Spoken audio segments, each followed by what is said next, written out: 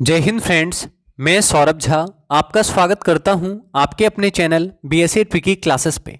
आज हम लोग एसएससी फेज 9 के एग्ज़ाम को ध्यान में रखते हुए एसएससी के एग्ज़ाम में बार बार पूछे जाने वाले ज्योग्राफी के कुछ महत्वपूर्ण सवालों को देखेंगे। साथ ही साथ इन सवालों से जुड़े संभावित प्रश्नों को डिस्कस करेंगे जो आपके एग्ज़ाम में पूछे जा सकते हैं। आप सभी से आग्रह करेंगे कि आप क्लास को अधिक से अधिक शेयर करें ताकि अधिक संख्या में बच्चे क्लास में आकर क्लास का लाभ उठा सकें। आप सभी से आग्रह करेंगे कि आप क्लास में सारे सवालों के आंसर किया करें और प्लीज़ क्लास को सपोर्ट करें, क्लास को लाइक और शेयर अवश्य करें। तो चलिए शुरू करते हैं क्लास और देखते हैं हमारा पहला सवाल।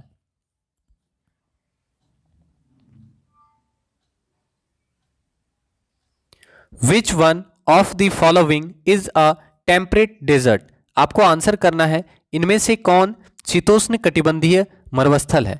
इनमें से कौन सा टेम्परेट डेजर्ट है, शीतोष्ण कटिबंधीय मरुस्थल है। तो याद रखेंगे पेंटागोनियन मरुस्थल शीतोष्ण कटिबंधीय मरुस्थल है। और पेंटागोनियन मरुस्थल कहाँ स्थित है, तो अर्जेंटीना में स्थित है। तो याद रखना है कि पेंटागोनियन मरुस्थल अर्जेंटीना में स्थित है। याद रखना है कि पेंटागोनियन मरुस्थल अर्जेंटीना में स्थित है। और पेंटागोनियन डेजर्ट टेम्परेट डेजर्ट का एग्जाम्पल है, शीतोष्ण कटिबंधीय मरुस्थल है पेंटागोनियन मरुस्थल। तो आपका सही आंसर हो गया पेंटागोनियन मरुस्थल शीतोष्ण कटिबंधीय मरुस्थल है। ठीक है,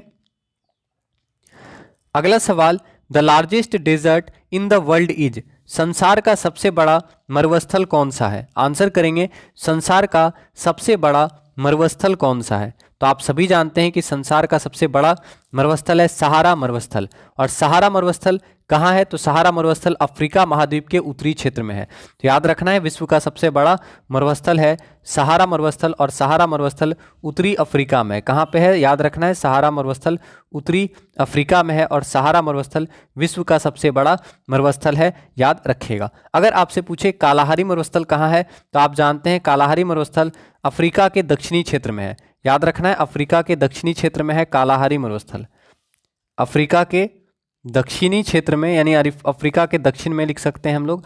तो अफ्रीका के दक्षिण में है कालाहारी मरुस्थल और अफ्रीका के उत्तर में है सहारा मरुस्थल, याद रखिएगा। अगर आपसे पूछे गोबी का मरुस्थल कहाँ है, तो आप जानते हैं कि गोबी का मरुस्थल मंगोलिया और चीन में है। तो अगर आपसे पूछे गोबी मरुस्थल कहाँ पे है, तो याद रखना है मंगोलिया और चीन में है गोबी मरुस्थल। कहाँ है, गोबी का मरुस्थल मंगोलिया व चीन में है, याद रखिएगा। अगर आपसे पूछे थार मरुस्थल, तो आप जानते हैं भारत और पाकिस्तान के बीच में फैला है थार मरुस्थल। तो याद रखना है भारत और पाकिस्तान में फैला है थार मरुस्थल।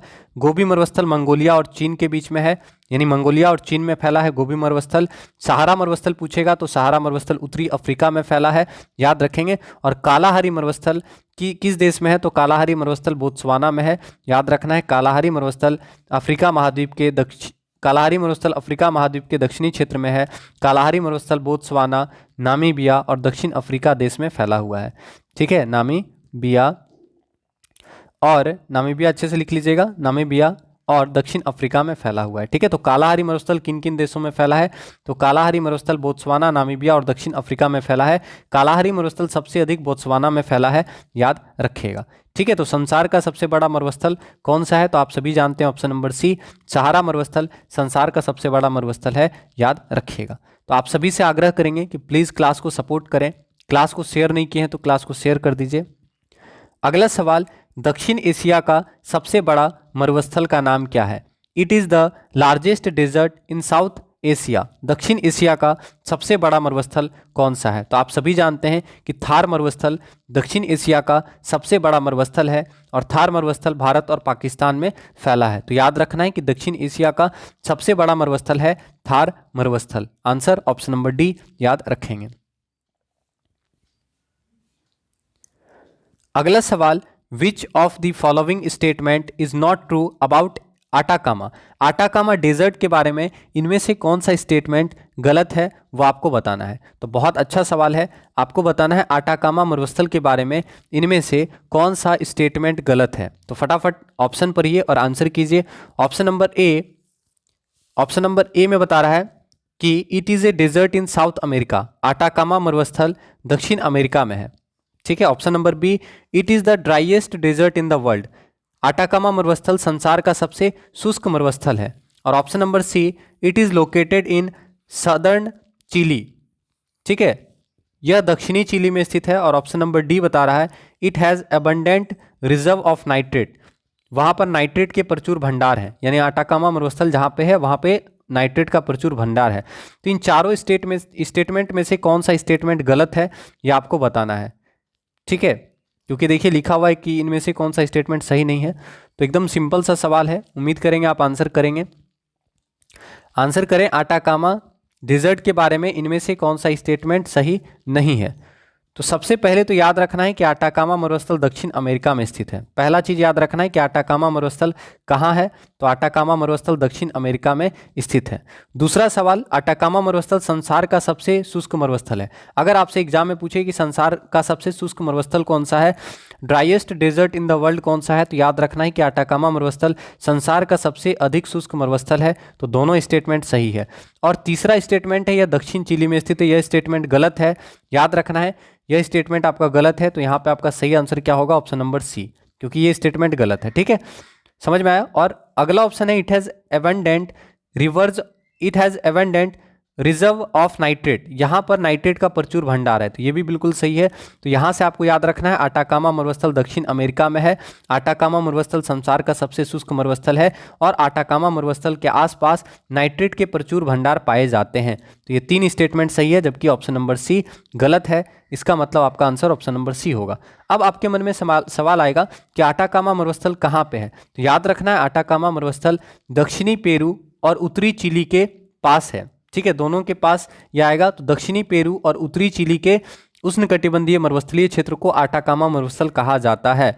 ठीक है, तो इन तीनों में आपका ऑप्शन नंबर सी जो होगा ये आपको याद रखना है, क्योंकि यहाँ देखिए लिखा है दक्षिणी चिली, जबकि उत्तरी चिली में है।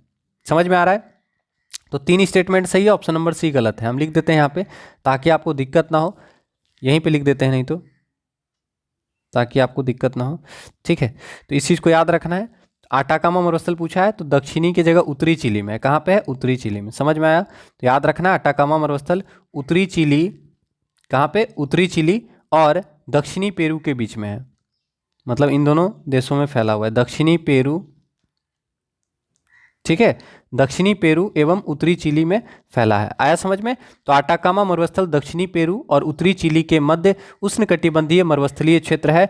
विश्व का सबसे अधिक शुष्क मरुस्थल है आटाकामा मरुस्थल, यह दक्षिणी अमेरिका महाद्वीप में है, याद रखिएगा। तो आपका सही आंसर हो गया ऑप्शन नंबर सी। अब यहाँ से और भी आपका सवाल बनेगा, क्योंकि दक्षिण अमेरिका से बहुत सारा सवाल आपका बनता है।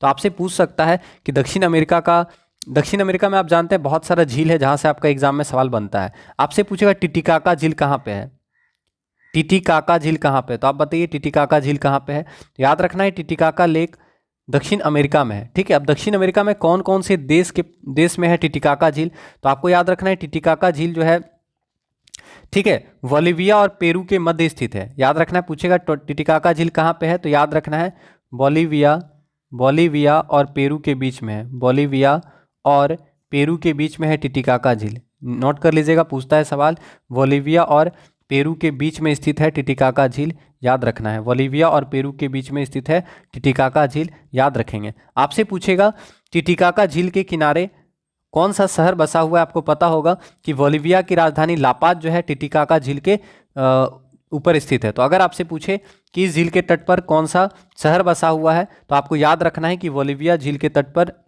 टिटिकाका झील के तट पर बोलिविया की राजधानी लापाज स्थित है। और आपको पता होगा विश्व की सबसे ऊंची नौगम्य झील है टिटिकाका झील। तो अगर आपसे पूछे कि विश्व की सबसे ऊंची नौगम्य झील कौन सी है, तो सबसे ऊंची नौगम्य झील, मोस्ट इंपॉर्टेंट सवाल है, विश्व की सबसे ऊंची नौगम्य झील है टिटिकाका झील। याद रखेंगे, विश्व की सबसे ऊंची नौगम्य झील है टिटिकाका झील। और टिटिकाका झील के ऊपर विश्व का सबसे अधिक ऊंचाई पर स्थित राजधानी स्थित है। तो अगर आपसे पूछे विश्व की सर्वाधिक ऊंचाई पर स्थित राजधानी कौन सी है, तो याद रखेंगे बोलिविया की राजधानी लापाज विश्व की सर्वाधिक ऊंचाई पर स्थित राजधानी है, जो कि टिटिकाका झील के किनारे स्थित है। तो समझ में आया, टिटिकाका झील दक्षिण अमेरिका महाद्वीप में है, टिटिकाका झील बोलिविया और पेरू देश के बीच में स्थित है, टिटिकाका झील सबसे ऊंची नौगम्य झील है, और टिटिकाका झील के ऊपर विश्व की सर्वाधिक ऊंचाई पर स्थित राजधानी है बोलिविया की राजधानी लापाज, याद रखिएगा।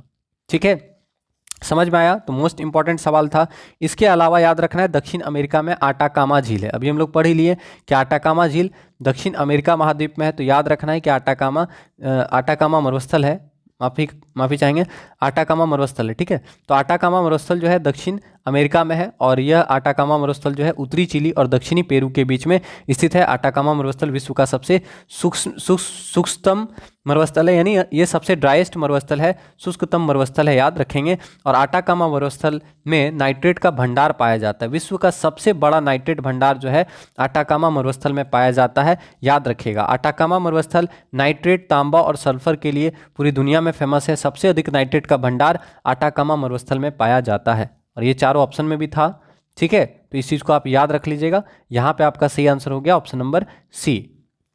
ठीक है, तो आप सभी से आग्रह करेंगे कि प्लीज़ आप लोग क्लास को सपोर्ट करें।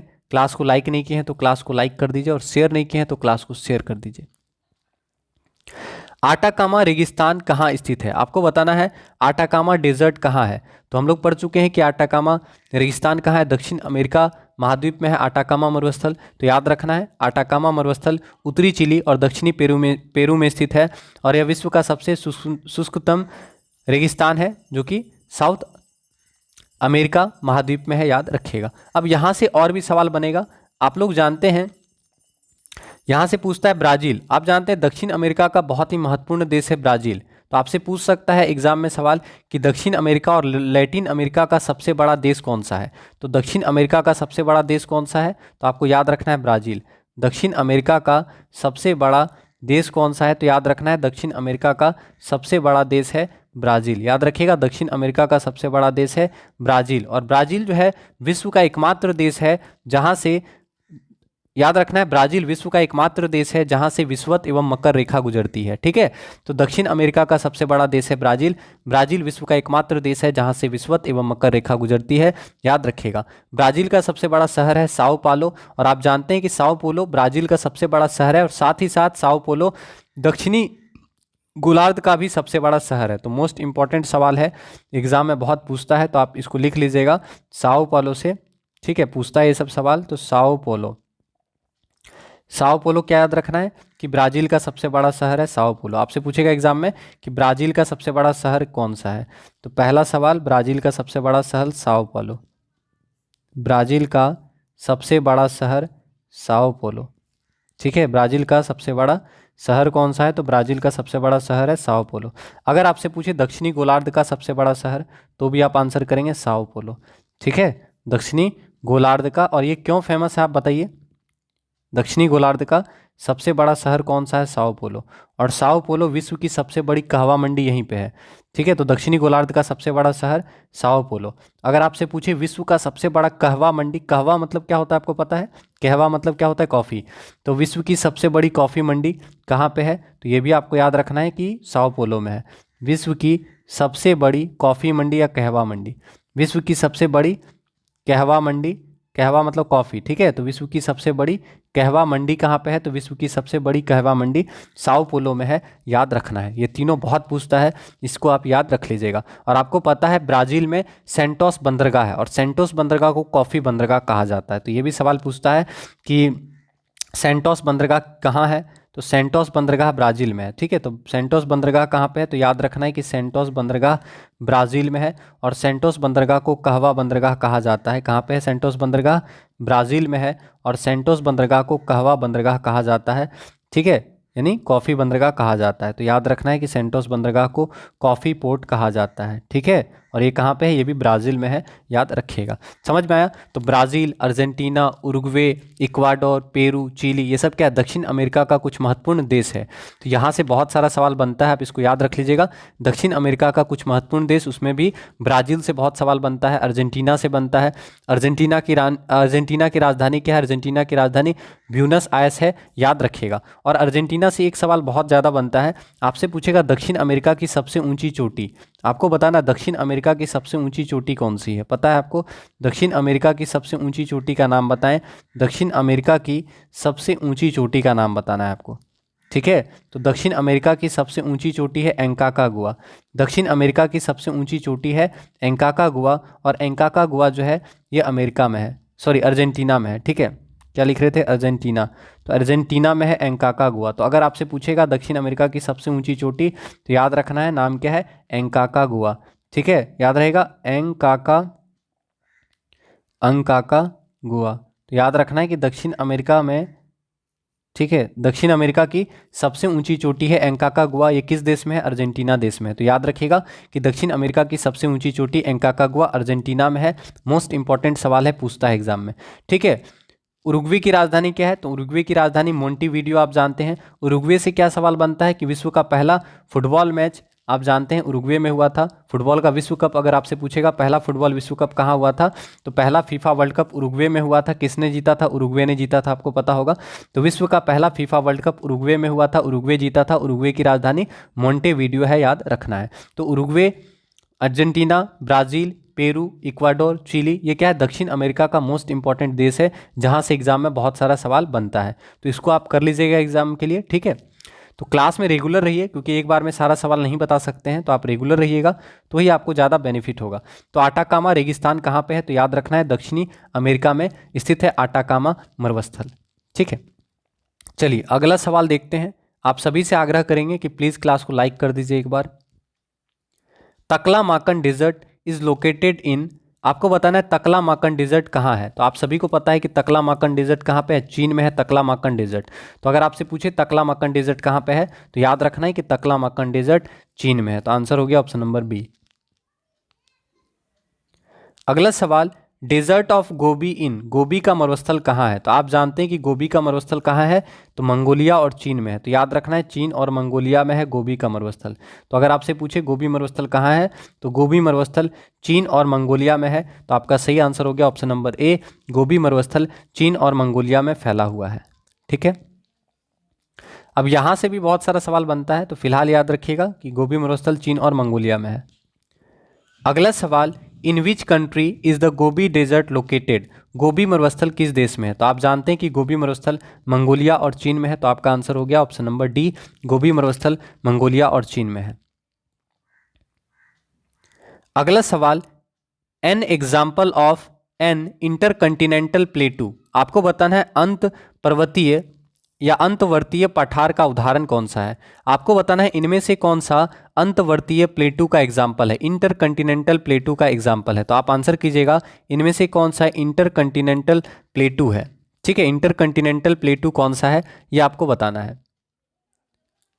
ठीक है, तो सबसे पहले पठार होता क्या है, तो आपको याद रखना है कि आसपास की भूमि से ऊंचे, मतलब आसपास की भूसतह से ऊंचे, सामान्यतः सागर तल से 300 मीटर से 1000 मीटर उठे भाग, जिनके शिखर सपाट, मेजनुमा व आधार अत्यधिक चौड़े एवं ढाल मंद होते हैं, उन्हें पठार कहा जाता है। जैसे दक्कन का पठार, तिब्बत का पठार, कोलंबिया का पठार, बोलिविया का पठार, पेंटागोनिया का पठार। ठीक है, एग्जाम्पल में भी लिखा हुआ है। तो अंतवर्तीय पठार का उदाहरण क्या है। अब भौगोलिक स्थिति एवं संरचना के आधार पर पठार को भी 3 भाग में बांटा गया है। एक होता है अंतरा पर्वतीय पठार, ठीक है, दूसरा होता है गिरिपदीय पठार और तीसरा होता है महाद्वीपीय पठार। तो इनमें से आपसे पूछा है अंतर पर्वतीय पठार का उदाहरण क्या है, या अंतरावतीय पठार, इसी को कहते हैं अंतरा पर्वतीय पठार। ठीक है, तो आपको बताना है अंतरा पर्वतीय पठार का उदाहरण कौन सा है। तो यहाँ पे आपका सही आंसर क्या होगा, ऑप्शन नंबर ए, बोलिविया का पठार। याद रखेंगे बोलिविया का पठार जो है ये किसका उदाहरण है, तो बोलिविया का पठार अंतर पर्वतीय पठार का उदाहरण है, इंटरकंटिनेंटल प्लेटू का उदाहरण है बोलिविया का पठार, याद रखेंगे। ठीक है, अब अंतरा पर्वतीय पठार होता क्या है, तो चारों ओर से ऊंचे पर्वत श्रेणियों से घिरे पठारों को अंतरा पर्वतीय पठार कहा जाता है। समझ में आ रहा है। तो इंटरकंटिनेंटल प्लेटू होगा क्या, चारों ओर से ऊंची पर्वत श्रेणी से घिरा, लिख सकते हैं आप अगर चाहें तो चारों ओर से, क्योंकि ये जानना भी जरूरी है कि अंतरा पर्वतीय पठार क्या होता है। तो चारों ओर से ऊंची पर्वत श्रेणी से घिरी, ऊंची, चारों ओर से ऊंची पर्वत श्रेणी से घिरे पठारों को कहा जाता है। समझ में आया। तो एकदम इजी डेफिनेशन है, तो आप याद रखिएगा, अच्छे से लिख लीजिएगा कि चारों ओर से ऊंचे चारों ओर से ऊंची पर्वत श्रेणी से घिरे पठारों को क्या कहा जाता है? अंतरा पर्वतीय पठार कहा जाता है। ठीक है, तो अंतरा पर्वतीय पठार क्या है? इंटरकंटिनेंटल पठार क्या है? तो चारों ओर से ऊंची पर्वत श्रेणियों से घिरे पठारों को अंतरा पर्वतीय पठार कहा जाता है। इसका एग्जाम्पल होगा बोलिविया का पठार, साथ ही साथ तिब्बत का पठार। तो तिब्बत का पठार और बोलिविया का पठार क्या है? अंतरा पर्वतीय पठार का उदाहरण है। ठीक है, याद रखिएगा। इसके अलावा यहाँ पे देखिए पेंटागोनिया का पठार लिखा है। तो पेंटागोनिया का जो पठार है ये गिरिपदीय पठार है। ठीक है, गिरिपदीय पठार। अब गिरिपदीय पठार क्या होता है? तो पर्वत की तलछटी में स्थित पठार जिनके दूसरी ओर समुद्र या मैदान हो उसे गिरिपदीय पठार कहा जाता है। तो याद रखना है कि पर्वत की तलछटी में स्थित कठोर पठार जिनके दूसरी ओर समुद्र या मैदान हो, पठार तो कठोर ही होता है, तो कठोर नहीं भी रहेगा तो कोई दिक्कत नहीं है। मैंने याद रखना है कि पर्वत की तलछटी में स्थित पठार जिनके दूसरी ओर समुद्र या मैदान हो उसे गिरिपदीय पठार कहा जाता है। एग्जाम्पल हो जाएगा पेंटागोनिया का पठार। अब पेंटागोनिया का जो पठार है वो दक्षिण अमेरिका में है। तो अगर आपसे पूछे पेंटागोनिया का पठार कहाँ पे है, तो पेंटागोनिया का पठार दक्षिण अमेरिका में है, याद रखना है। ठीक है, पेंटागोनिया का पठार दक्षिण अमेरिका में है, याद रखिएगा। इसके अलावा कुछ पठार ऐसे भी होते हैं जो महाद्वीपीय पठार होते हैं, कंटिनेंटल प्लेटू होते हैं। तो धरातल के विस्तृत भूभाग के ऊपर उठने से बने पठार को महाद्वीपीय पठार कहते हैं। महाद्वीपीय पठारों को शिल्ड भी कहा जाता है। जैसे भारत का पठार, भारत का जो प्रायद्वीपीय पठार है, भारत का प्रायद्वीपीय पठार, ये महाद्वीपीय पठार का उदाहरण होगा। ठीक है, समझ में आ गया। तो अंतर पर्वतीय पठार का उदाहरण क्या होगा? बोलिविया का पठार। और अंतर पर्वतीय पठार होता क्या है? तो चारों ओर से ऊंची पर्वत श्रेणियों से घिरे पठारों को अंतर पर्वतीय पठार कहा जाता है, याद रखेंगे। ठीक है, तो आपका आंसर ऑप्शन नंबर ए होगा। तो क्लास को एक बार आप लोग शेयर कर दीजिए ताकि और भी बच्चे क्लास में आ सकें और क्लास का लाभ उठा सकें। अगला सवाल, निम्नलिखित में से कौन सा मापक टॉर्नेडो की तीव्रता मापने हेतु प्रयोग में लाया जाता है? तो आपको बताना है टॉर्नेडो की तीव्रता मापने के लिए किसका इस्तेमाल किया जाता है। तो बहुत अच्छा सवाल है, आंसर करेंगे टॉर्नेडो। आप जानते हैं कि टॉर्नेडो चक्रवात है। ठीक है, तो टॉर्नेडो चक्रवात की तीव्रता मापने के लिए किसका उपयोग किया जाता है ये आपको बताना है। ठीक है, तो आंसर करें, आंसर क्या हो सकता है? टॉर्नेडो चक्रवात की तीव्रता मापने के लिए किसका इस्तेमाल किया जाता है? तो यहां पे आपका सही आंसर क्या होगा? ऑप्शन नंबर बी सही आंसर होगा, option number B, Fujita scale. ठीक है, याद रखना है फुजीटा स्केल का उपयोग टॉर्नेडो चक्रवात की तीव्रता मापने के लिए किया जाता है। तो टॉर्नेडो की तीव्रता मापने के लिए फुजीटा स्केल का इस्तेमाल किया जाता है, याद रखेंगे। अब टॉर्नेडो होता क्या है? सबसे पहले तो ये चीज हो गया कि टॉर्नेडो एक चक्रवात है। अब चक्रवात होता क्या है ये भी आपसे एग्जाम में पूछ सकता है। ठीक है, तो चक्रवात क्या होता है बताइए। तो याद रखिएगा, हवाओं का परिवर्तनशील और अस्थिर चक्र जिसके केंद्र में निम्न वायुदाब तथा बाहर उच्च वायुदाब होता है चक्रवात कहलाता है। याद रखना है, हवाओं के परिवर्तनशील और अस्थिर चक्र जिसके केंद्र में निम्न वायुदाब और बाहर उच्च दाब होता है उसको हम लोग चक्रवात कहते हैं। तो ये एग्जाम में आपसे पूछ सकता है, इसको हम लिख देते हैं। ठीक है, इसको लिख देते हैं पहले कि चक्रवात पूछेगा, चक्रवात के बाहर कितना दाब होता है और अंदर कितना दाब होता है। ठीक है, चक्रवात है मान लीजिए ये। ठीक है, तो आपको यहां से क्या याद रखना है कि चक्रवात के केंद्र में, चक्रवात के केंद्र में क्या होगा? याद रखना है कि चक्रवात के केंद्र में निम्न वायुदाब होगा। ठीक है, और चक्रवात के बाहर क्या होगा ये आपको बताना है। एग्जाम में पूछेगा चक्रवात के बाहर क्या होता है और चक्रवात के केंद्र में क्या होता है। तो चक्रवात के केंद्र में निम्न दाब, याद रखना है कि चक्रवात के केंद्र में निम्न दाब होता है और चक्रवात के बाहर उच्च दाब होता है। समझ में आया? इसको आप याद रखिएगा, बहुत इंपॉर्टेंट सवाल बनेगा ये। तो हवाओं का परिवर्तनशील और अस्थिर चक्र जिसके केंद्र में निम्न दाब और बाहर उच्च दाब होता है उसको चक्रवात कहते हैं। एग्जाम में पूछेगा कि चक्रवात के केंद्र में निम्न दाब होता है, उच्च दाब होता है। ठीक है, तो याद रखना है चक्रवात के केंद्र में निम्न दाब और चक्रवात के बाहर उच्च दाब होता है। ठीक है, और चक्रवात सामान्यतः निम्न वायुदाब का केंद्र होता है जिसके चारों ओर और सम वायुदाब रेखाएं संकेंद्रित रहती है या परिधि या बाहर की ओर उच्च वायुदाब रहता है जिसके कारण हवा चक्रीय गति से परिधि के केंद्र की ओर घूमने लगता है। बाकी आप जानते ही हैं चक्रवात को साइक्लोन कहा जाता है, तो इस चीज को याद रखिएगा। ठीक है, तो यहां पे आपका आंसर क्या होगा? याद रखना है कि टॉर्नेडो चक्रवात की तीव्रता मापने हेतु फुजीटा स्केल का इस्तेमाल किया जाता है। तो सही answer option number B, Fujita scale का उपयोग टॉर्नेडो चक्रवात की तीव्रता मापने के लिए की जाती है। तो आप सभी से आग्रह करेंगे कि प्लीज़ आप लोग क्लास को सपोर्ट करें। अब यहाँ से कुछ और इंपॉर्टेंट सवाल आपका बन सकता है, आपसे पूछ सकता है कि कौन सा चक्रवात किस देश में आता है, और बहुत अच्छा सवाल एग्जाम में पूछेगा आपसे। तो आपको बताना है कि ऑस्ट्रेलिया में चक्रवात को क्या कहा जाता है। पूछता है कि ऑस्ट्रेलिया में चक्रवात को क्या कहा जाता है, तो आप बताइए ऑस्ट्रेलिया में चक्रवात को क्या कहा जाता है। ऑस्ट्रेलिया में चक्रवात को क्या कहा जाता है, याद रहेगा। ऑस्ट्रेलिया में चक्रवात को विली विली कहा जाता है, याद रखना है। ऑस्ट्रेलिया में चक्रवात को क्या कहा जाता है, तो याद रखना है ऑस्ट्रेलिया में चक्रवात को विली विली कहा जाता है। क्या कहा जाता है, ऑस्ट्रेलिया में चक्रवात को विली विली कहा जाता है, याद रखिएगा। अगर आपसे पूछे भारत में चक्रवात को क्या कहा जाता है, तो आप सभी को पता होगा भारत में चक्रवात को चक्रवात ही कहते हैं। चीन में चक्रवात को क्या कहा जाता है, चीन में चक्रवात को क्या कहा जाता है, आपको बताना है चीन में चक्रवात को क्या कहा जाता है, यानी चीन में साइक्लोन को क्या कहा जाता है आपसे पूछेगा। ठीक है, चीन में चक्रवात या साइक्लोन को क्या कहा जाता है, टाइफून कहा जाता है। तो याद रखना है चीन में चक्रवात को टाइफून कहा जाता है। क्या कहा जाता है, चीन में चक्रवात को टाइफून कहा जाता है। तो याद रखना है कि चीन में चक्रवात को टाइफून कहा जाता है, भारत में चक्रवात को चक्रवात कहा जाता है, ऑस्ट्रेलिया में चक्रवात को विली विली कहा जाता है, और संयुक्त राज्य अमेरिका में चक्रवात को क्या कहा जाता है, यह बताएंगे संयुक्त राज्य अमेरिका में चक्रवात को क्या कहा जाता है। तो संयुक्त राज्य अमेरिका में चक्रवात को हरिकेन कहा जाता है। तो याद रखना है संयुक्त राज्य अमेरिका में चक्रवात को हरिकेन कहा जाता है। मोस्ट इंपॉर्टेंट सवाल है ये चारों। संयुक्त राज्य अमेरिका में चक्रवात को हरिकेन कहा जाता है, याद रखेंगे। तो हरिकेन चक्रवात कहाँ आता है, तो याद रखना है संयुक्त राज्य अमेरिका में। ठीक है, तो संयुक्त राज्य अमेरिका में चक्रवात को हरिकेन कहा जाता है, याद रखिएगा। ठीक है, समझ में आ गया। तो इस चीज़ को आप याद रखिएगा, एग्जाम में पूछ सकता है, इंपॉर्टेंट सवाल है। चलिए तो अगला सवाल देख लेते हैं। इस सवाल का आंसर हो गया आपका कि टॉर्नेडो की तीव्रता मापने के लिए फुजीटा स्केल का उपयोग किया जाता है। फुजीटा स्केल का उपयोग टॉर्नेडो की तीव्रता मापने के लिए की जाती है। अगला सवाल, tornado word belongs to which of the following. आपको बताना है कि टॉर्नेडो शब्द जो है वो किससे जुड़ा हुआ है। तो आंसर करेंगे टॉर्नेडो शब्द किससे जुड़ा हुआ है। तो सबसे पहले टॉर्नेडो होता क्या है, ठीक है। तो आपको याद रखना है, देखिए चक्रवात तो आपको समझ में आ गया कि केंद्र में कम दाब की स्थापना होने पर बाहर की ओर दाब बढ़ता जाता है। इस अवस्था में हवाएं बाहर से भीतर की ओर चलती है, जिसे चक्रवात कहा जाता है। ठीक है, और चक्रवात का ही उदाहरण है टॉर्नेडो, हरिकेन, टाइफून। समझ में आ रहा है ना, तो ये सब उसी का उदाहरण है। चक्रवात का ही उदाहरण है टॉर्नेडो, चक्रवात का उदाहरण है हरिकेन, चक्रवात का उदाहरण है टाइफून। ठीक है, समझ में आया। तो आपसे पूछा है टॉर्नेडो से संबंध किसको टॉर्नेडो से हम संबंध करेंगे। तो सबसे पहले टॉर्नेडो होता क्या है, तो टॉर्नेडो अल्पकालीन तूफान है, और ये भयंकर तूफान होता है। कम ही समय के लिए आएगा, लेकिन ये भयानक तूफान होता है। तो टॉर्नेडो अल्पकालीन भयंकर तूफान होता है। ऑस्ट्रेलिया एवं संयुक्त राज्य अमेरिका के मिसिसिपी इलाकों में इस तूफान को टॉर्नेडो कहा जाता है।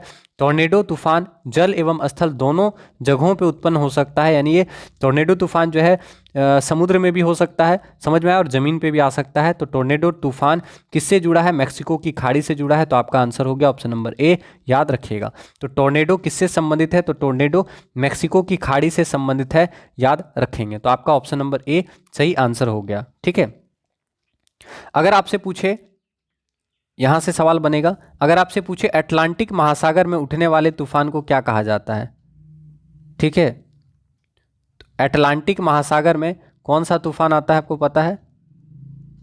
अटलांटिक महासागर में हरिकेन तूफान आता है। तो याद रखना है अटलांटिक महासागर में उठने वाले तूफानों को हरिकेन कहा जाता है। ठीक है, अटलांटिक महासागर में उठने वाले तूफानों को हरिकेन कहा जाता है, समझ में आया। और अभी हम लोग पढ़े ही थे, तो ये सवाल याद रखिएगा, अटलांटिक महासागर में उठने वाले तूफानों तथा पश्चिमी द्वीप समूह के चारों ओर चलने वाली भयंकर चक्रवाती तूफान को हरिकेन कहा जाता है। ठीक है, और प्रशांत महासागर में उठने वाली तूफान को क्या कहा जाता है, आपको पता है। प्रशांत महासागर में उठने वाली तूफान को, क्योंकि ये सवाल पूछता है कि प्रशांत महासागर में उठने वाली तूफान को क्या कहा जाता है।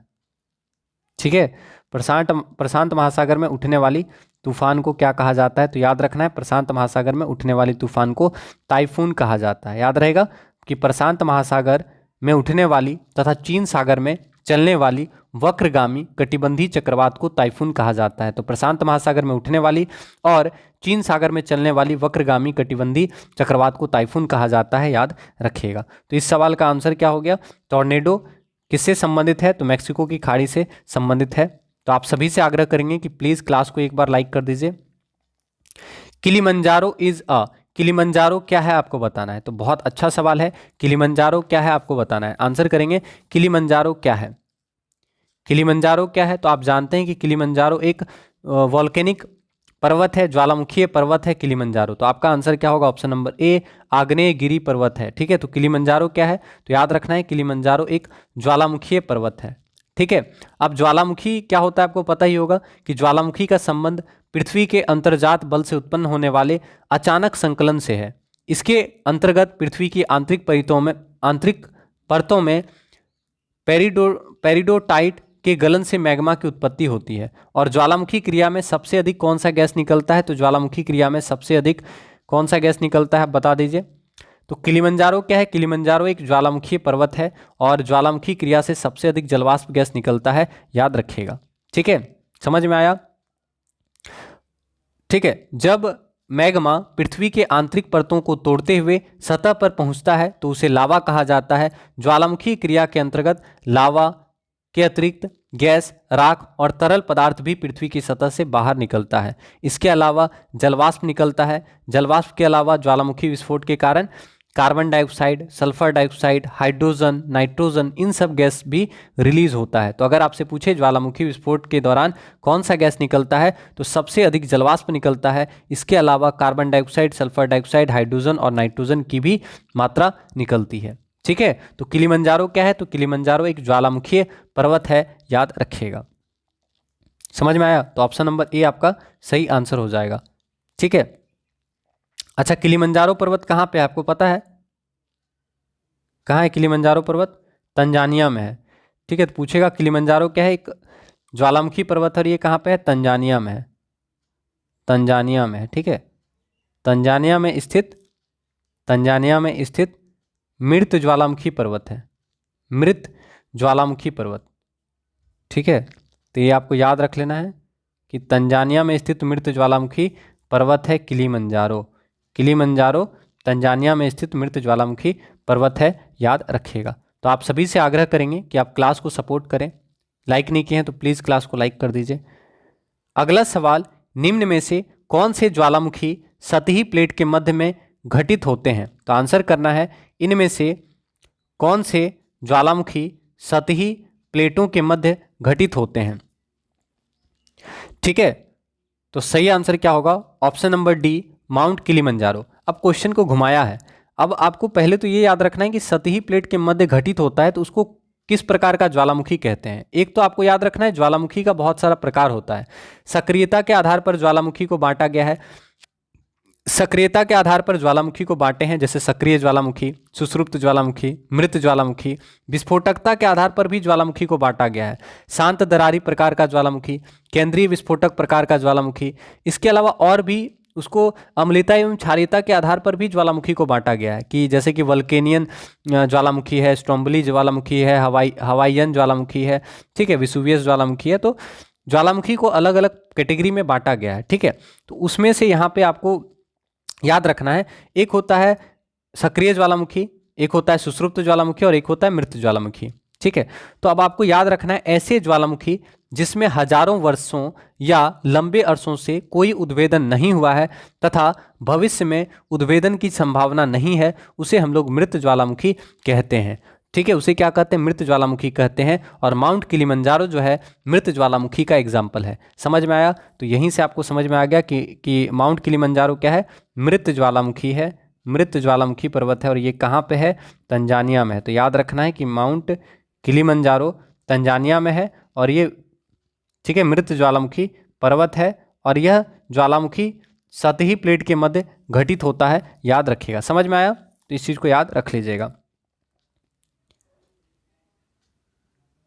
अगला सवाल, माउंट एटना है, आपको बताना माउंट एटना क्या है। तो आप सभी जानते हैं, सिंपल सा क्वेश्चन है, माउंट एटना क्या है। तो आप जानते हैं कि माउंट एटना एक ज्वालामुखी पर्वत है। तो माउंट एटना क्या है, एक ज्वालामुखी है। तो आपका सही आंसर हो गया ऑप्शन नंबर सी। अब आपको बताना है कि माउंट एटना ज्वालामुखी पर्वत कहाँ पे है, क्योंकि ये भी सवाल बहुत ज़्यादा पूछा जाता है। तो याद रखना है माउंट एटना इटली में है।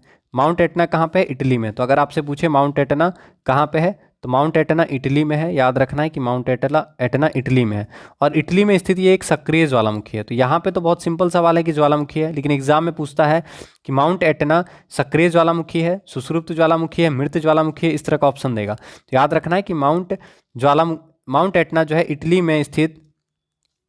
में स्थित सक्रिय ज्वालामुखी है। समझ में आ गया? तो इस चीज़ को आपको याद रखना है कि माउंट एटना इटली में स्थित सक्रिय ज्वालामुखी है। ठीक है, तो याद रखिएगा कि माउंट एटना क्या है, माउंट एटना सक्रिय ज्वालामुखी है। कहाँ स्थित है?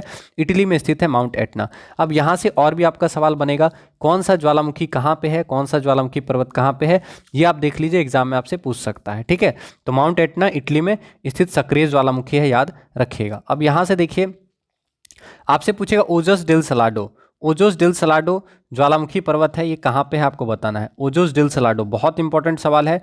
ओजोस डेल सलाडो ज्वालामुखी पर्वत है। ठीक है, ये ज्वालामुखी है ओजोस डेल सलाडो। तो ओजोस डेल सलाडो ज्वालामुखी जो है ये कहाँ पे है? अर्जेंटीना और चिली। याद रखना है, अर्जेंटीना और चिली के सीमा पर। अर्जेंटीना और, आप अच्छे से लिख लीजिएगा, ठीक है, अर्जेंटीना और चिली देश की सीमा पर है ओजोस डेल सलाडो। अर्जेंटीना और चिली देश, याद रखना है, अर्जेंटीना और चिली देश की सीमा पर ओजोस डेल सलाडो ज्वालामुखी है। तो अगर आपसे पूछे ओजोस डेल सलाडो ज्वालामुखी कहाँ पे है, अर्जेंटीना और चिली देश की सीमा पर है ओजोस डेल सलाडो ज्वालामुखी, याद रखिएगा। अगर आपसे पूछे Cotopaxi, mount Cotopaxi, most important सवाल है, कोटोपैक्सी ज्वालामुखी कहाँ पे है। आपसे पूछेगा माउंट कोटोपैक्सी ज्वालामुखी कहाँ पे है, तो बताइए कोटोपैक्सी ज्वालामुखी कहाँ पे है। तो इक्वाडोर में, याद रखना, इक्वाडोर में है कोटोपैक्सी ज्वालामुखी। ठीक है, तो कोटोपैक्सी ज्वालामुखी कहाँ पे है? इक्वाडोर में है, याद रखिएगा। अगर आपसे पूछे किलायू ज्वालामुखी कहाँ पे है, फटाफट आंसर करेंगे, किलायू ज्वालामुखी कहाँ पे है, तो आप आंसर कीजिएगा किलायू ज्वालामुखी कहाँ पे है। किलिमंजारो कहाँ पे है, तो किलिमंजारो हम लोग पढ़ ही चुके हैं, किलिमंजारो तंजानिया में है। किलिमंजारो तंजानिया में है, किलिमंजारो तंजानिया में है। ठीक है, एक बार में ये सब याद भी नहीं होगा, रिवीजन करते करते याद होगा। किलायू ज्वालामुखी कहाँ पे? हवाई द्वीप में है। तो अगर आपसे पूछे किलायू ज्वालामुखी कहाँ पे है, तो हवाई द्वीप में स्थित है किलायू ज्वालामुखी, याद रखिएगा। अगर आपसे पूछे माउंट कैमरून ज्वालामुखी कहाँ पे है, तो माउंट कैमरून ज्वालामुखी कैमरून अफ्रीका में है, याद रखिएगा। माउंट एटना ज्वालामुखी इटली में है, याद रखिएगा। ठीक है, समझ में आ गया। माउंट रेनियर भी पूछा जाता है, तो अगर आपको पता है तो बताइए, माउंट रेनियर ज्वालामुखी कहाँ पे है, माउंट रेनियर ज्वालामुखी कहाँ पे है, तो याद रखना है माउंट रेनियर ज्वालामुखी है जो कि संयुक्त राज्य अमेरिका में है। कहाँ पे है? माउंट रेनियर ज्वालामुखी संयुक्त राज्य अमेरिका में। समझ में आ रहा है? तो माउंट रेनियर ज्वालामुखी संयुक्त राज्य अमेरिका में है, याद रखिएगा। ठीक है, माउंट रेनियर ज्वालामुखी संयुक्त राज्य अमेरिका में है, याद रखेंगे। इसके अलावा फ्यूजियामा पूछता है, फ्यूजियामा ज्वालामुखी कहाँ पे है, तो आप बताइए फ्यूजियामा ज्वालामुखी कहाँ पे है, क्योंकि बहुत पूछा जाता सवाल है। तो आप आंसर करेंगे फ्यूजियामा जापान में है, फ्यूजियामा ज्वालामुखी जापान में है। मोना लोआ ज्वालामुखी कहाँ पे है, मोना लोआ ज्वालामुखी कहाँ पे है, तो हवाई द्वीप में है मोना लोआ ज्वालामुखी। तो अगर आपसे पूछे मोना लोआ ज्वालामुखी कहाँ पे है, तो हवाई द्वीप में है मोना लोआ ज्वालामुखी। फ्यूजियामा जापान में, मोना लोआ हवाई द्वीप में, याद रखेंगे। स्ट्रोम्बली पूछेगा, स्ट्रोम्बली इटली में स्थित ज्वालामुखी है। तो अगर पूछे स्ट्रोम्बली ज्वालामुखी कहाँ पे है, इटली में है। विसुवियस ज्वालामुखी कहाँ पे है, इटली में। तो इसको भी लिख लीजिए एक जगह, इटली में कौन कौन सा ज्वालामुखी है, तो एक तो विसुवियस ज्वालामुखी है। तो अगर आपसे पूछे विसुवियस ज्वालामुखी कहाँ पे है, तो विसुवियस ज्वालामुखी इटली में है। समझ में आया? विसुवियस ज्वालामुखी कहाँ पे है, तो विसुवियस ज्वालामुखी इटली में है, याद रखेंगे। विसुवियस ज्वालामुखी इटली में है। इसके अलावा स्ट्रोम्बली कहाँ पे है, स्ट्रोम्बली याद रखना है, इटली में है स्ट्रोम्बली ज्वालामुखी। ठीक है, तो विसुवियस और स्ट्रोम्बली ज्वालामुखी इटली में है, इसको आप याद रखिएगा, बहुत सारा सवाल यहाँ से पूछता है। ठीक है, और एंकाकागुआ ज्वालामुखी कहाँ पे है, अर्जेंटीना में है एंकाकागुआ ज्वालामुखी, याद रखिएगा। ठीक है, तो माउंट एटना क्या है, एक ज्वालामुखी है, याद रखिएगा, इटली में है। तो आप सभी से आग्रह करेंगे कि आप लोग क्लास को सपोर्ट करें। क्लास को लाइक और शेयर नहीं किए हैं तो प्लीज़ क्लास को सपोर्ट कर दीजिए। अगला सवाल, मोना लोआ is an example of, Mona लोआ किस प्रकार का ज्वालामुखी है। बहुत अच्छा सवाल है, आंसर करेंगे मोना लोआ किस प्रकार का ज्वालामुखी है। सक्रिय ज्वालामुखी है, या सुषुप्त ज्वालामुखी है, या मृत ज्वालामुखी है, डेड वोल्केनो है। ठीक है, तो मोना लोआ किस प्रकार का ज्वालामुखी है। ठीक है, तो बहुत अच्छा सवाल है, आंसर पता है तो आंसर करेंगे मोना लोआ किस प्रकार का ज्वालामुखी है।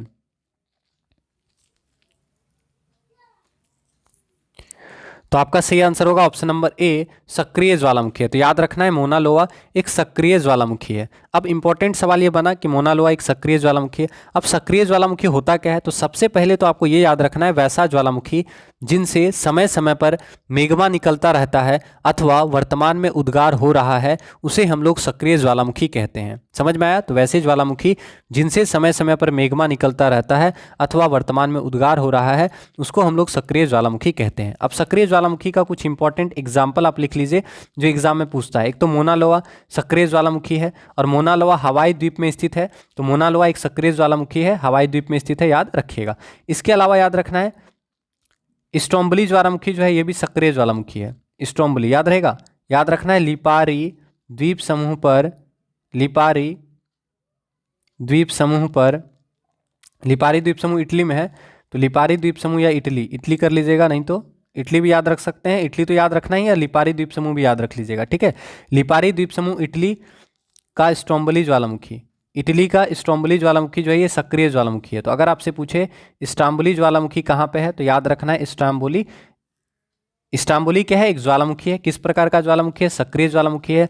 स्ट्रोम्बली ज्वालामुखी कहाँ पे है, तो याद रखना है स्ट्रोम्बली ज्वालामुखी इटली में है और यह लिपारी द्वीप पर है। और स्ट्रोम्बली ज्वालामुखी सक्रिय ज्वालामुखी है। स्ट्रोम्बली ज्वालामुखी को भूमध्य सागर का प्रकाश द्वार कहा जाता है। तो एग्जाम में ये भी सवाल बनता है कि इनमें से किसे भूमध्य सागर का प्रकाश द्वार कहा जाता है, तो स्ट्रोम्बली ज्वालामुखी को भूमध्य सागर का प्रकाश द्वार कहा जाता है। स्ट्रोम्बली ज्वालामुखी इटली के लिपारी द्वीप समूह पर स्थित है, याद रखिएगा। समझ में आया? तो एक तो आपको याद रखना है स्ट्रोम्बली ज्वालामुखी सक्रिय है। दूसरा आपको याद रखना है माउंट एटना। माउंट एटना भी आपको बता ही चुके हैं कि माउंट एटना इटली में है।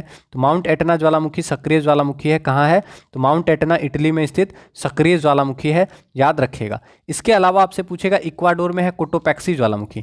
तो आपसे पूछता है कोटोपैक्सी किस प्रकार का ज्वालामुखी है, तो याद रखना है कि कोटोपैक्सी एक सक्रिय ज्वालामुखी है। समझ में आया? जिस प्रकार से यहाँ पे एग्जाम में पूछा है मोना लोआ उदाहरण है, वैसे ही एग्जाम में पूछेगा कोटोपैक्सी किस प्रकार का ज्वालामुखी है, तो कोटोपैक्सी एक सक्रिय ज्वालामुखी है। अब ये कोटोपैक्सी ज्वालामुखी है कहाँ, तो याद रखना है कोटोपैक्सी इक्वाडोर में है, ठीक है। इक्वाडोर, इक्वाडोर का कोटोपैक्सी ज्वालामुखी, याद रखना है इक्वाडोर का कोटोपैक्सी ज्वालामुखी एक सक्रिय ज्वालामुखी है। इंपॉर्टेंट सवाल है। भारत का एकमात्र सक्रिय ज्वालामुखी कौन सा है, आप आंसर करेंगे भारत का एकमात्र सक्रिय ज्वालामुखी, यहीं पे लिखा है तो यहीं लिख देते हैं भारत का एकमात्र सक्रिय ज्वालामुखी। आंसर करेंगे भारत का एकमात्र सक्रिय ज्वालामुखी कौन सा है, तो आंसर कीजिए भारत का एकमात्र सक्रिय ज्वालामुखी कौन सा है। आपको पता होगा अंडमान निकोबार द्वीप समूह में स्थित है भारत का एकमात्र सक्रिय ज्वालामुखी जिसका नाम है बैरन द्वीप। तो आपको याद रखना है भारत का एकमात्र सक्रिय ज्वालामुखी है बैरन द्वीप, ठीक है। ये कहाँ पे है, अंडमान निकोबार में। समझ में आया? तो आपसे पूछेगा बैरन द्वीप कहाँ पे स्थित है, तो अंडमान निकोबार में स्थित है बैरन द्वीप, और बैरन द्वीप भारत का एकमात्र सक्रिय ज्वालामुखी है, याद रखिएगा। मोस्ट इंपॉर्टेंट सवाल है, ठीक है। समझ में आया? तो ये सब कुछ सक्रिय ज्वालामुखी और बार बार एग्जाम में पूछता है क्योंकि ये बहुत फेमस है। स्ट्रोम्बली बहुत फेमस है, एटना, कोटोपैक्सी, बैरन द्वीप, ठीक है, ये सब बहुत ज़्यादा फेमस है। तो मोना लोआ समझ में आ गया कि मोना लोआ एक सक्रिय ज्वालामुखी है। अब अगला ऑप्शन देखते हैं, ये भी बहुत अच्छा सवाल है। आपसे पूछेगा दूसरा ज्वालामुखी का प्रकार हो गया डोरमेंट वोल्केनो। डोरमेंट वोल्केनो मतलब होता है सुषुप्त ज्वालामुखी। तो याद रखना है वैसा ज्वालामुखी जो कुछ समय या लंबे समय से सक्रिय नहीं है लेकिन भविष्य में कभी भी सक्रिय हो सकता है, उसको हम लोग बोलते हैं प्रसुप्त डोरमेंट ज्वालामुखी। समझ में आया? प्रसुप्त या सुषुप्त ज्वालामुखी किसे कहा जाता है, तो वैसा ज्वालामुखी जो कुछ समय या लंबे समय से सक्रिय नहीं है लेकिन भविष्य में कभी भी यहाँ पे वोल्केनिक इरप्शन हो सकता है, उसको हम लोग सुषुप्त या प्रसुप्त ज्वालामुखी कहते हैं। जैसे इसका एग्जाम्पल क्या होगा, फ्यूजियामा। अब फ्यूजियामा कहाँ पे है, जापान में। तो याद रखना है कि जापान का फ्यूजियामा ये क्या है, सुषुप्त ज्वालामुखी है। तो जापान का फ्यूजियामा, जापान का फ्यूजियामा ज्वालामुखी जो है ये सुषुप्त ज्वालामुखी है, यहाँ पे कभी भी ज्वालामुखी विस्फोट हो सकता है। समझ में आया? इटली का विसुवियस, तो ये सब सवाल कौन याद रखेगा, आपको याद रखना होगा, बहुत इंपॉर्टेंट सवाल है। इटली का विसुवियस ज्वालामुखी, याद रखना है इटली का जो विसुवियस ज्वालामुखी है ये भी आपका सुषुप्त ज्वालामुखी है। समझ में आया?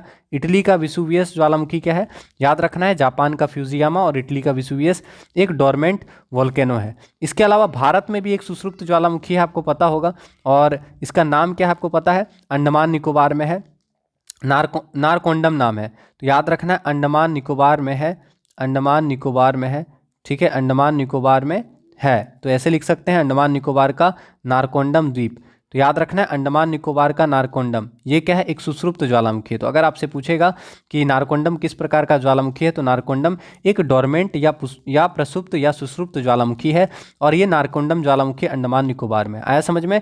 तो समझ में आ गया कि प्रसुप्त या सुषुप्त ज्वालामुखी क्या होता है। वैसा ज्वालामुखी जो कुछ समय या लंबे समय से सक्रिय नहीं है, लेकिन कभी भी यहाँ पे ज्वालामुखी उद्गार हो सकता है, उसको हम लोग प्रसुप्त या सुषुप्त या डोरमेंट वोल्केनो कहते हैं। कौन कौन सा एग्जाम्पल इंपॉर्टेंट है, तो जापान का फ्यूजियामा, इटली का विसुवियस और अंडमान निकोबार का नारकोंडम ज्वालामुखी जो है सुषुप्त ज्वालामुखी है। ठीक है, इसके अलावा एक और ज्वालामुखी है, ऑप्शन नंबर सी देखिए, डेड वोल्केनो। डेड वोल्केनो मतलब इसका मतलब है एक्सटिंक्ट वोल्केनो भी इसे कहा जाता है, इसे मृत ज्वालामुखी कहा जाता है, इसे शांत ज्वालामुखी कहा जाता है। समझ में आया? तो डेड वोल्केनो को क्या कहा जाता है, एक्सटिंक्ट वोल्केनो कहा जाता है, इसे मृत ज्वालामुखी कहा जाता है। तो ऐसा ज्वालामुखी जिसमें हजारों वर्षों या लंबे अरसे से कोई भी उद्भेदन नहीं हुआ है और भविष्य में भी यहाँ से किसी भी प्रकार का ज्वालामुखी विस्फोट का संभावना नहीं है, उसको हम लोग मृत ज्वालामुखी कहते हैं। तो बहुत सारा मृत ज्वालामुखी भी है, जैसे तंजानिया का किलिमंजारो मृत ज्वालामुखी है, इसको लिख लीजिएगा, इंपॉर्टेंट सवाल है। कोशिश कर रहे हैं कि आपको ये टॉपिक अच्छे से कवर कर दें।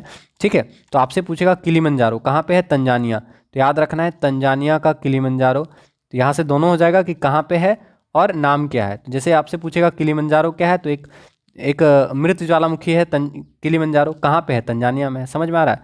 तो याद रखना है तंजानिया का किलिमंजारो किस प्रकार का ज्वालामुखी है, तो तंजानिया का किलिमंजारो मृत ज्वालामुखी है, याद रखिएगा।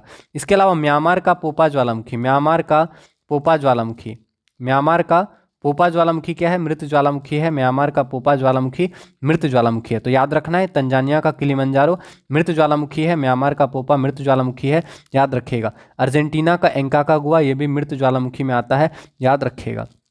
अच्छा, कोह ए सुल्तान ज्वालामुखी कहाँ पे आपको पता है? कोह ए सुल्तान ज्वालामुखी पाकिस्तान में है, कोह ए सुल्तान ज्वालामुखी।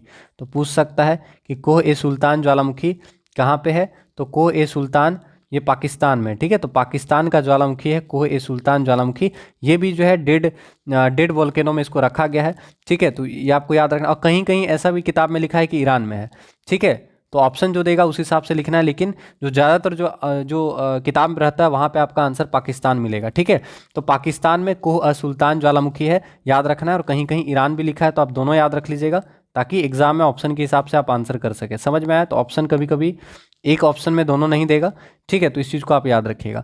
तो कोह ए सुल्तान ज्वालामुखी है, और कोह ए सुल्तान ज्वालामुखी जो है डेड वोल्केनो है, ये कहाँ पे फैला है, तो पाकिस्तान में फैला है, और किसी किसी जगह ईरान में लिखा है, तो उसको भी आप याद रखिएगा। ठीक है, तो मोनोलोवा क्या है? मोनोलोवा एक सक्रिय ज्वालामुखी है। तो आपका सही आंसर हो गया ऑप्शन नंबर ए।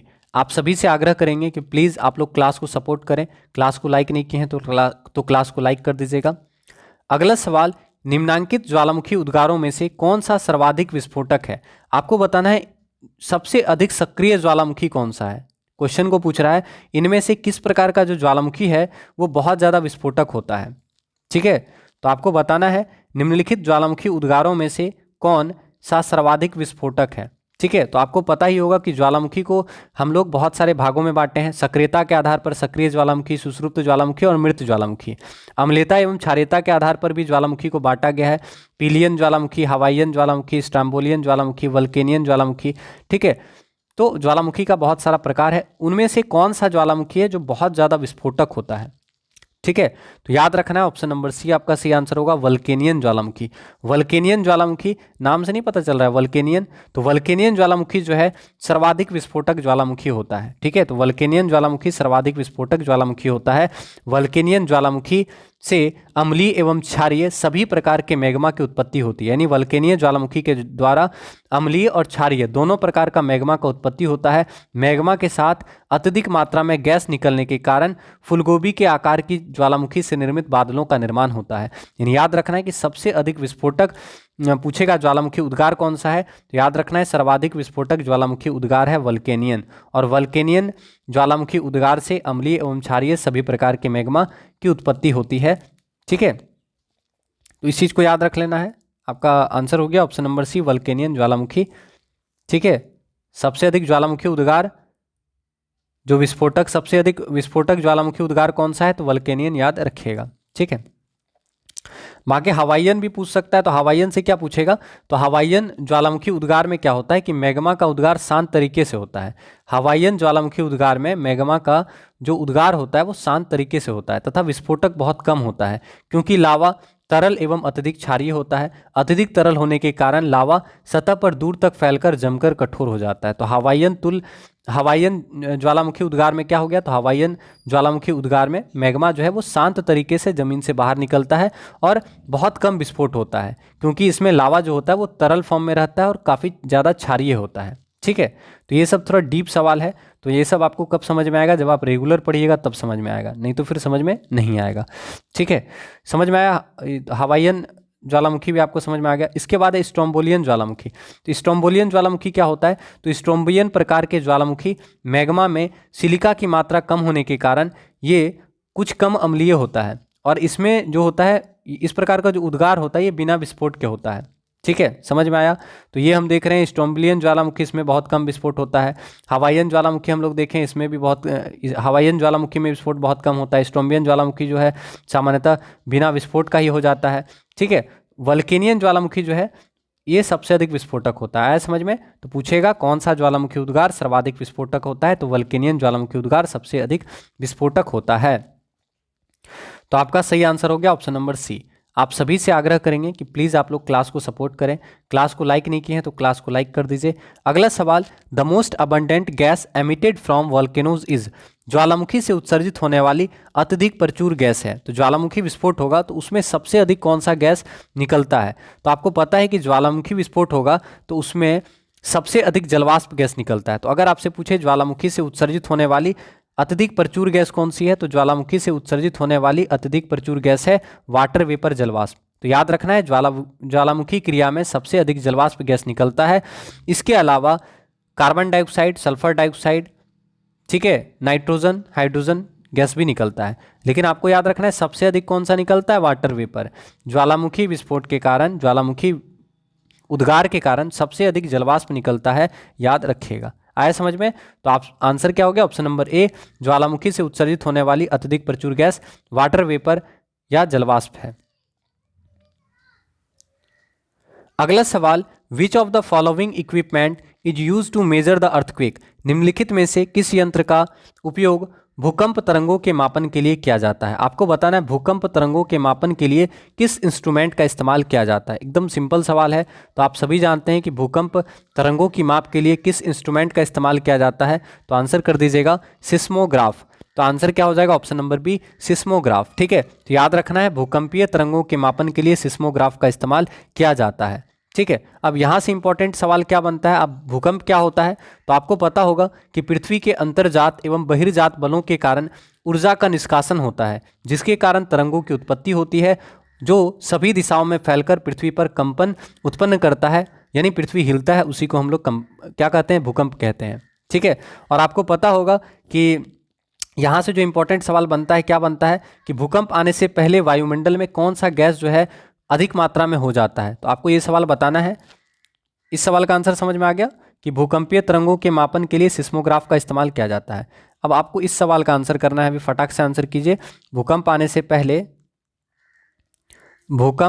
पहले वायुमंडल में कौन सा गैस बढ़ जाता है। भूकंप आने से पहले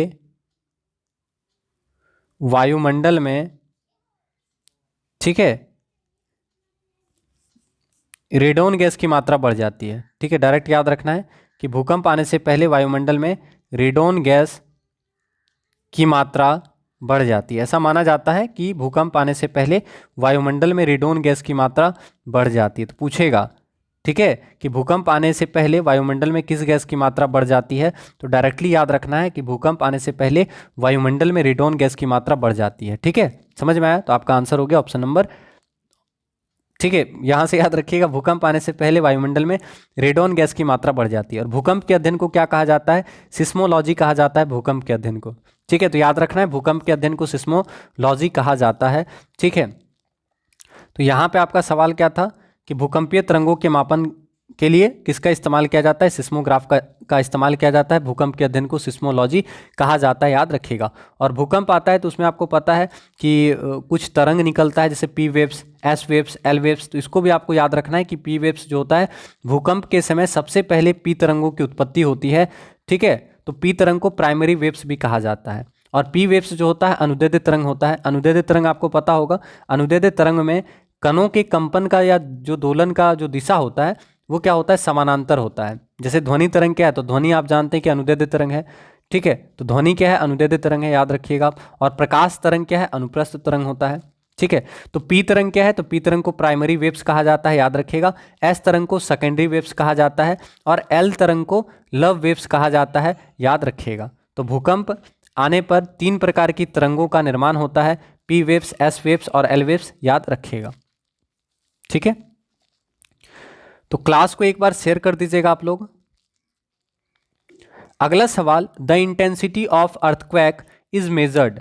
भूकंपों की तीव्रता मापी जाती है। भूकंप का तीव्रता को किससे मापा जाता है? आप जानते हैं भूकंपीय तरंगों का मापन सिस्मोग्राफ नामक यंत्र के द्वारा किया जाता है, जिसमें भूकंप की तीव्रता को मापने के लिए रिक्टर स्केल का प्रयोग किया जाता है। तो याद रखना है कि भूकंप की तीव्रता मापने के लिए रिक्टर स्केल का उपयोग किया जाता है, ठीक है। तो भूकंपीय तरंगों का मापन सिस्मोग्राफ नामक यंत्र के द्वारा किया जाता है और इसमें भूकंप की तीव्रता को मापने के लिए रिक्टर स्केल का उपयोग किया जाता है। रिक्टर मैग्नीट्यूड टेस्ट स्केल भी कहा जाता है, ठीक है। और आपको पता होगा एक बहुत ही इंपॉर्टेंट इसमें एक फैक्ट होता है कि भूकंप की तरंगों को रिक्टर स्केल पे 0 से 10 तक के आधार पर मापा जाता है। तो याद रखना है कि भूकंप की तरंगों को रिक्टर स्केल पर 0 से 10 तक के आधार पर मापा जाता है। इस स्केल के अंतर्गत प्रति बढ़ते एक अंक के साथ भूकंप की तीव्रता 10 गुनी बढ़ जाती है, ठीक है। समझ में आया? तो भूकंप का तीव्रता अगर एक रेटिंग बढ़ेगा तो उसका मतलब वो 10 गुना बढ़ गया। समझ में आया? तो इसी से पता चल सकता है कि कितना ज़्यादा ये डेंजरस होता है। अगर आपका रिक्टर स्केल 7 से ऊपर आ गया तो ये बहुत ज़्यादा खतरनाक होता है, ठीक है। भूकंप का तीव्रता अगर 7 से ज़्यादा आ गया तो ये बहुत ज़्यादा डेंजरस हो जाता है, ठीक है। और रिक्टर स्केल का खोज किसने किया है? तो आप सभी को नाम में ही छुपा हुआ है उनका नाम। तो याद रखेंगे रिक्टर स्केल पैमाने को चार्ल्स रिक्टर ने खोजा था, इसलिए उनके नाम पर ही इसका नाम रिक्टर स्केल रखा गया है, ठीक है। समझ में आया?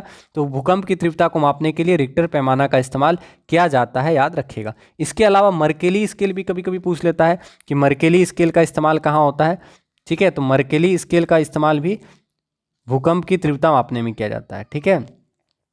समझ में आया? तो या करके लिख दिए, तो इसको भी आप याद रखिएगा। तो भूकंप की तीव्रता, गहनता व आघात मापने के लिए रिक्टर स्केल के अलावा संशोधित मर्केली स्केल का उपयोग भी किया जाता है और इसका निर्माण जी मर्केली के द्वारा किया गया, ठीक है। समझ में आ गया? तो ये आप याद रख लीजिएगा, ठीक है। तो यहाँ पे आपका सही आंसर हो गया, भूकंप की तीव्रता रिक्टर पैमाना के द्वारा मापा जाता है। तो आप सभी से आग्रह करेंगे कि प्लीज़ आप लोग क्लास को सपोर्ट कर दीजिए। लाइक नहीं किए हैं तो क्लास को एक बार लाइक कर दीजिएगा। अगला सवाल, Richter scale is use to measure. Richter पैमाने का उपयोग किसे नापने के लिए होता है? तो आप सभी जानते हैं रिक्टर स्केल के द्वारा किसे मापा जाता है? तो भूकंप की तीव्रता को मापने के लिए रिक्टर स्केल का इस्तेमाल किया जाता है। तो आपका आंसर हो गया ऑप्शन नंबर ए। और समुद्र की गहराई को मापा जाता है फैदोमीटर से, जानते हैं ना आप लोग, फैदोमीटर से समुद्र की गहराई को मापा जाता है। तो इसको भी याद रखिएगा कि फैदोमीटर से समुद्र की गहराई को मापा जाता है और भूकंप की तीव्रता को रिक्टर स्केल से मापा जाता है, याद रखिएगा, ठीक है। तो इतना ही सवाल था। आप सभी से आग्रह करेंगे कि क्लास अच्छा लगा हो तो प्लीज़ क्लास को सपोर्ट कीजिएगा, क्लास को लाइक और शेयर कीजिएगा। साथ ही साथ आप सभी से आग्रह करेंगे कि आप क्लास में रेगुलर रहें, क्योंकि रेगुलर रहेंगे तो आपको ज़्यादा से ज़्यादा सवाल रिवीजन होगा और कुछ सवाल आपको सीखने को भी मिलेगा, जिससे आपको इम्प्रूवमेंट देखने को मिलेगा। तो प्लीज़ क्लास को सपोर्ट कीजिएगा। कोई भी डाउट होता है तो कमेंट कीजिएगा, ठीक है। तो मिलते हैं आपसे अगले क्लास में। आप सभी का तहे दिल से धन्यवाद करेंगे। जय हिंद, जय भारत, जय BSA, धन्यवाद।